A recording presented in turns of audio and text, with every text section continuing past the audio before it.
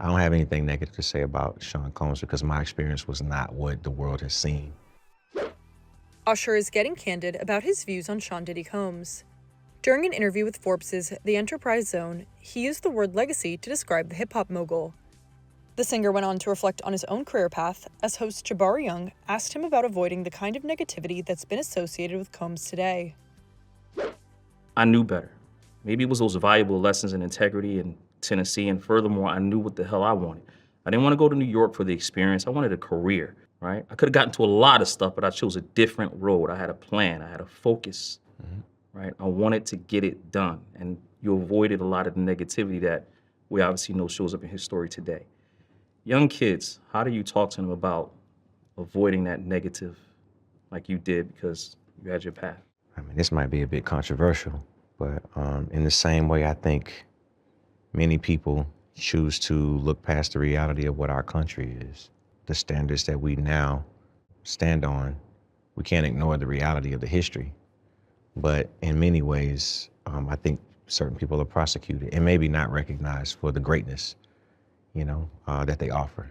I don't have anything negative to say about Sean Combs because my experience was not what the world has seen and how he's been, misrepresented. I'm not saying that every man is perfect. I'm not saying that all of us don't have flaws, but I can't, with any sense of humanity, not recognize the valuable contributions that this man made. As the Yes singer continued, he explained his perspective on the entrepreneur's influence. For us as Black entrepreneurs, for us as businessmen, for us as people who transition, culture and ideas into something that's tangible and becomes business, so many people benefited from what he created. And I acknowledge that. And that's why I see him as legacy. Usher went on to call Combs a mentor, comparing him to a hard teacher. He also discussed why he, quote, puts respect on his name, as he explained what he learned from him doing business. Puff was a mentor, but he was like you have that really, really hard teacher, but you're watching something in real time. I think that the idea of the level of discipline that came with that time in business, especially in an era that was trying to prove itself culturally in hip hop. Now, you can't turn on the television and not see the influence of hip hop. That's right. But the people who actually made that appropriate and are the forefathers are people like Sean Combs.